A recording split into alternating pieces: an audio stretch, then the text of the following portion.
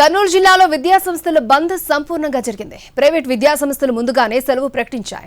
తెరిచిన విద్యాసంస్థలను విద్యార్థి యువజన సంఘాలు మోయించారు. కేంద్ర మంత్రి ధర్మేంద్ర ప్రధాన్ రాజీనామా చేయాలని డిమాండ్ చేశాయి విద్యార్థి సంఘాలు. విద్యాసంస్థల బంద్పై కర్నూలు నుంచి మరిన్ని వివరాలను మా ప్రతినిధి చంద్రశేఖర్ మనకు అందిస్తారు. ఇక్కడ కేజీ చీరలు కొంటే అర కేజీ చీరలు ఫ్రీ అంట. మంగళ్య షాపింగ్ మాల్ కేజీల్లో సేల్, టన్నుల్లో ఆనందం. ఉమ్మడి కర్నూలు జిల్లాలో విద్యా సంస్థల బంద్ సంపూర్ణంగా జరిగింది. ప్రైవేట్ విద్యా సంస్థలు ముందుగానే సెలవు ప్రకటించాయి.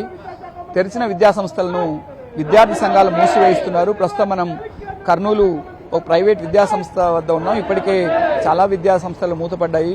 ఢిల్లీలో విద్యార్థులపై జరిగిన లాఠీ చార్జీకి నిరసనగా, అట్లాగే నీట్ ప్రశ్నపత్రం లీకేజీపై కేంద్ర మంత్రి రాజీనామా చేయాలని విద్యార్థి సంఘాలన్నీ డిమాండ్ చేస్తున్నాయి. ఇందులో విద్యార్థి యువజన సంఘాలు, వివిధ సంఘాలన్నీ కూడా భాగస్వామ్యం వహించాయి.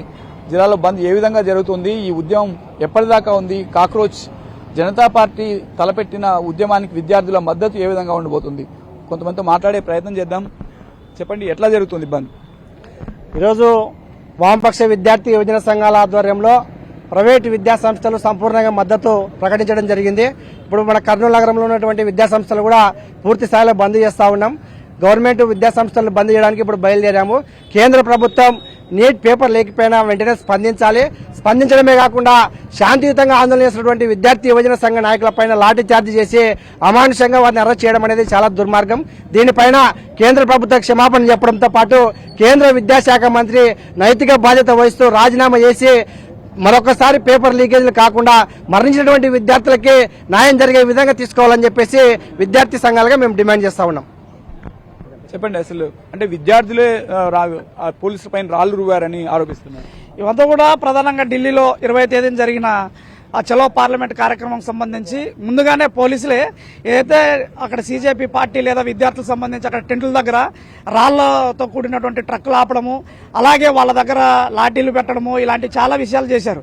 అవన్నీ కూడా వీడియోలతో ఒక నరేంద్ర మిశ్రా గారు నిన్న సుప్రీంకోర్టు దగ్గరికి వెళ్లి, అయ్యా ఇలా జరిగింది, మీరు తక్షణమే దాని మీద విచారణ జరిపించాలని చెప్తే ఆ సీజే గారు కూడా స్వయంగా దీనికి మేము అంగీకరించాము, ఇప్పుడు అంత టైం లేదు, మేము వీడియోలు చేసేంత ఇంట్రెస్ట్ లేదని చెప్పేసి మాట్లాడేంత పరిస్థితి ఈరోజు దేశంలో కనిపిస్తా ఉంది.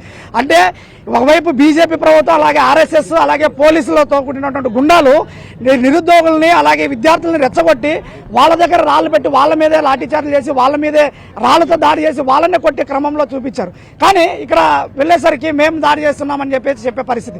కాబట్టి ఈ వైఖరిని తక్షణం మేము ఖండిస్తున్నాం. అలాగే ఇప్పటికైనా కేంద్ర ప్రభుత్వం విద్యార్థులకు క్షమాపణ చెప్పాలి. నీటి పేపర్ల పైన అవకతవకలు జరిగినటువంటి వారిని కఠినంగా శిక్షించాలి. లేని పక్షంలో మరోసారి పార్లమెంట్ ముట్టడికి దేశవ్యాప్తంగా ఉన్నటువంటి అన్ని విద్యార్థి సంఘాలను కలుపుకొని మరొకసారి ముట్టడిస్తాం.